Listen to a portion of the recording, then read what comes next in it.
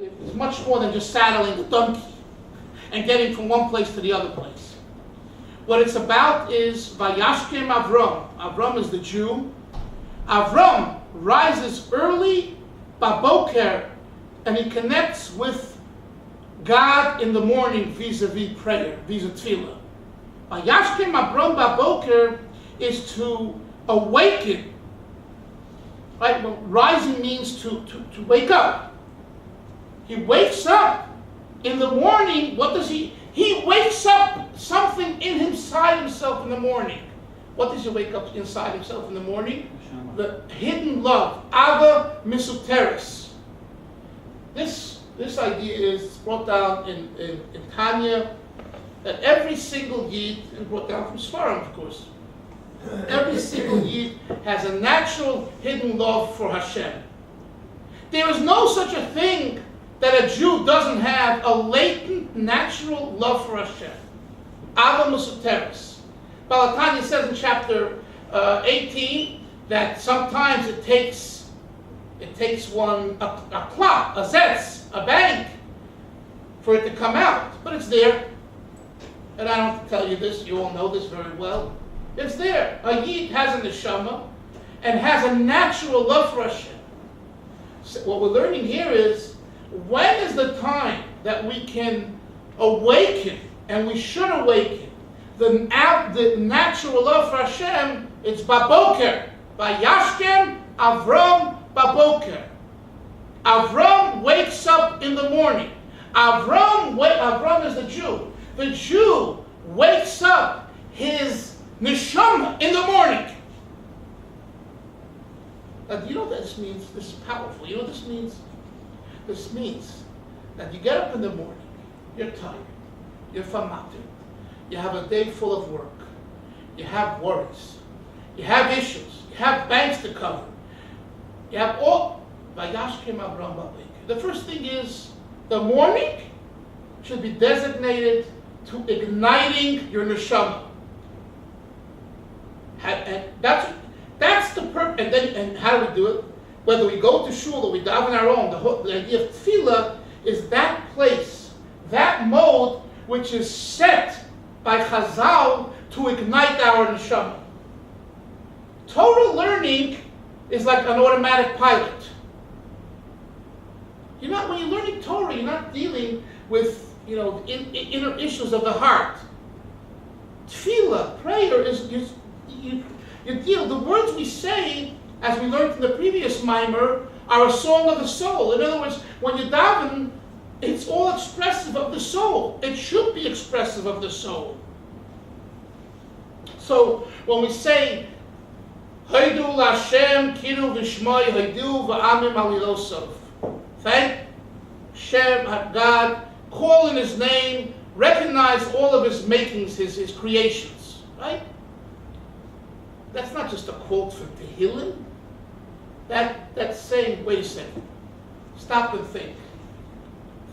Give thanks to God. Why should I give thanks to God? What did He do for me that I'm giving thanks for Him? Well, you should have an answer, and you have to think about it. Call in His name. Why should I call in His name? And so you go through a process. Let all the nations know about Hashem's actions. Why? Why? You have to challenge yourself. This is davening. This is tefillah. It's not just reading words. And even when we say, Baruch Aleinu Hashem Azois, bless this year for good. And we know what it says in Sfarim, that you should have in mind the esrig. Right? I should find a good esrig. Well, that's, I'm not going to say Hashem cute, it's true. But it's much more than finding a good esrig. If your entire Baruch Aleinu is about an esrig, it's achem vei. That you shouldn't say it every day, three times a day. It's much more than that. Well, you might say, you know what it is? Parnasa. Parnasa. I have a wife, children, I have to pay tuition, to make chasidus, bar mitzvahs. I'd like to go somewhere. It costs money for the gas and the insurance. Money. Baruch Aleinu. Hashem, bless me. Baruch Aleinu. And it's true. But again, is that the end all of davening? For that, do it one time and go on. No. Every time, 3 times, Baruch Aleinu, Baruch Aleinu, Baruch Aleinu. So obviously, Baruch Aleinu is much more than an esrig, and Baruch Aleinu is much more than parnasa. Baruch Aleinu is a connection and a question. Why am I worthy of getting your parnasa? What did I do for you, Hashem? What did I give?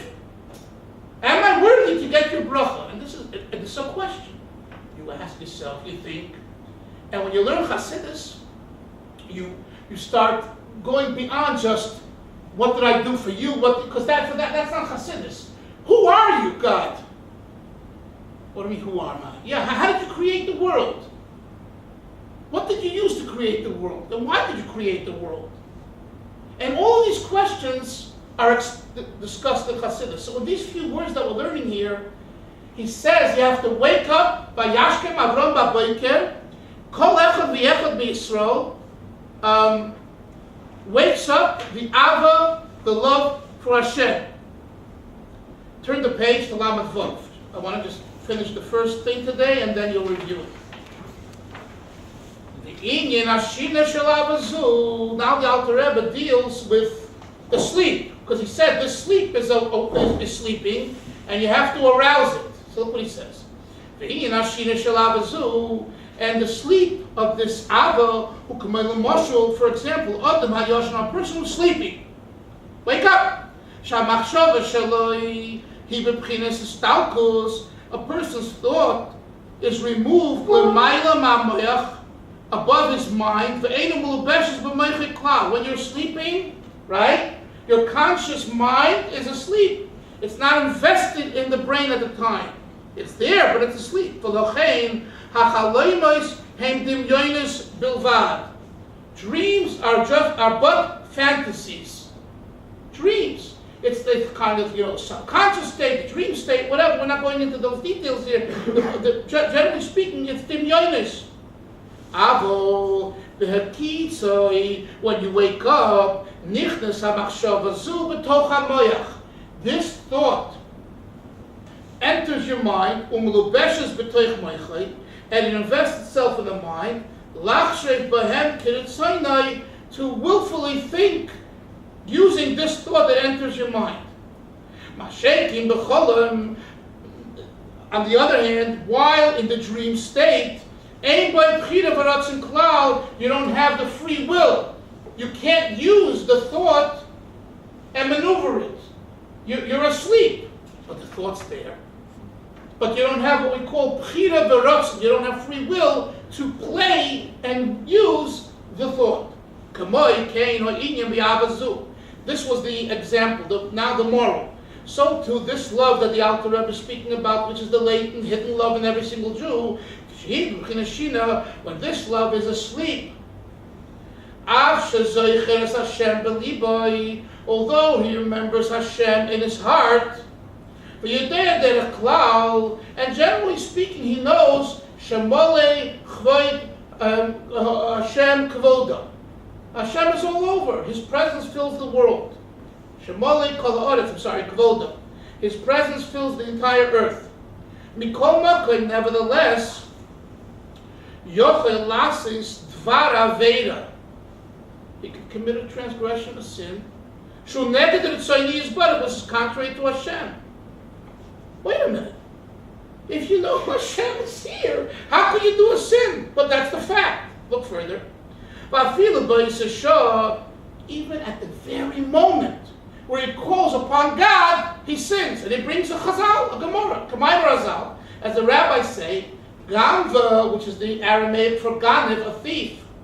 Apum machtarta, on the face of the threshold of the machteres, the underground place where he's trying to rob, rachmona karye. He calls God. God, help me succeed in stealing. Help me succeed in my thievery. Help me succeed in kriechen rein, in getting in, crawling in to this place to steal. That he should be matzliach, he should be successful in his thievery. V'hu, next page Lamed Zayin, mipnei, it's because she'ein zechira zu, because this remembrance that he's calling upon God, ela derech dimyon v'havora ba'al ma'al ha'moach. It's only a fantasy, a fleeting thought that passes the mind. It doesn't enter his mind. It's not inside.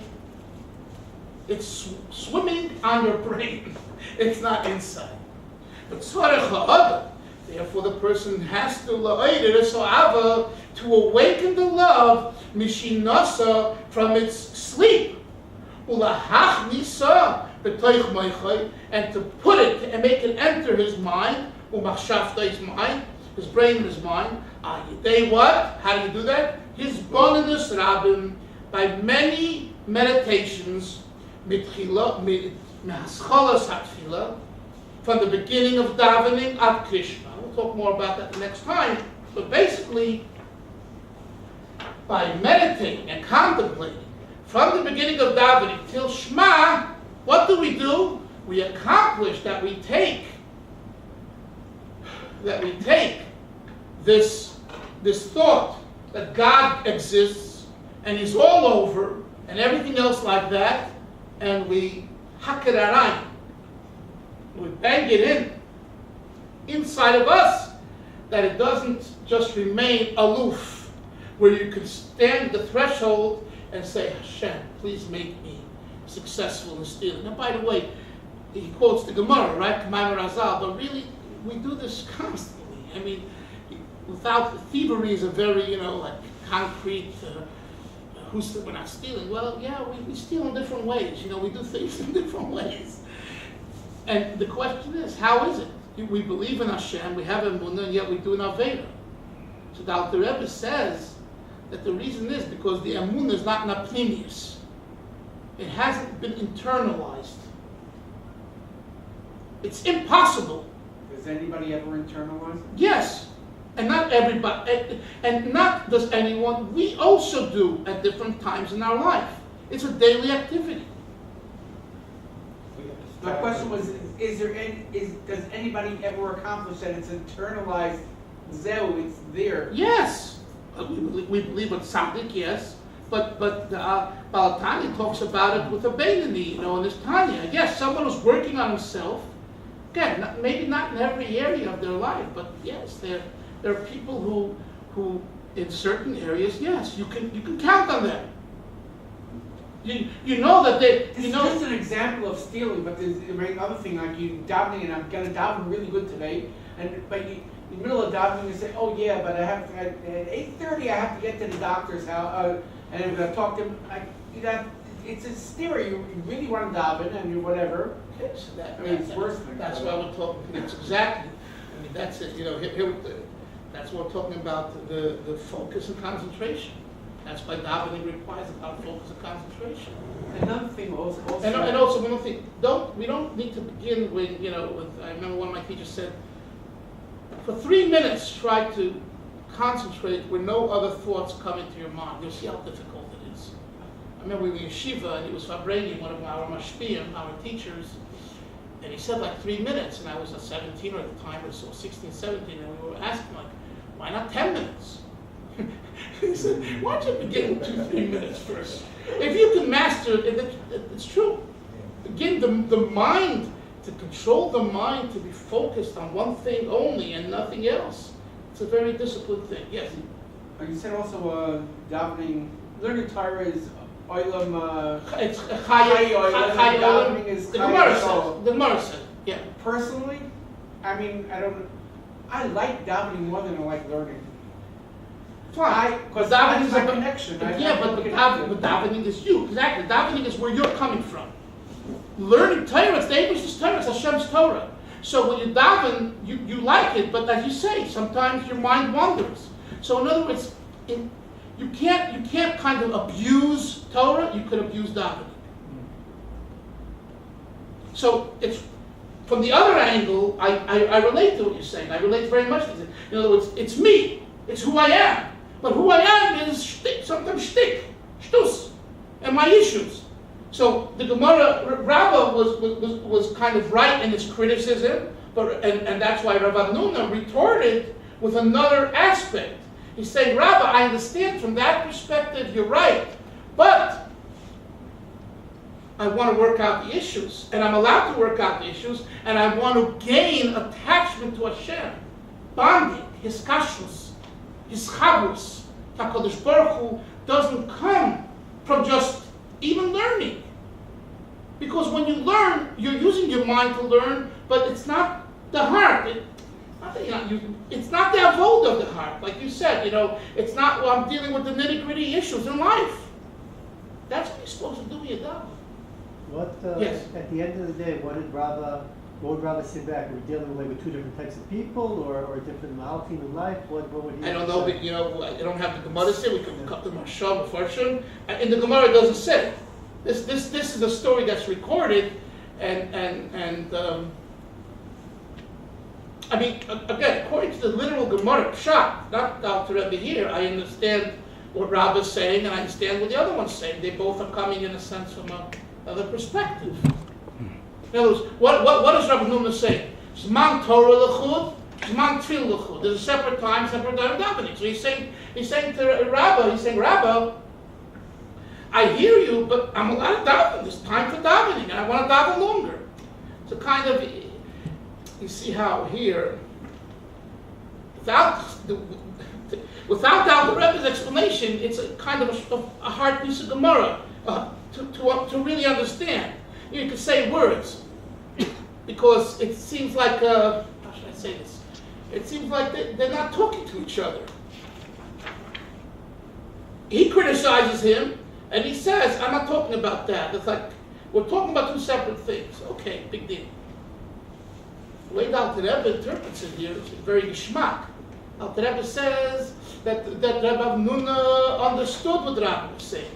And he agrees with Rabbi. But he's saying, since davening is about connecting with God, it requires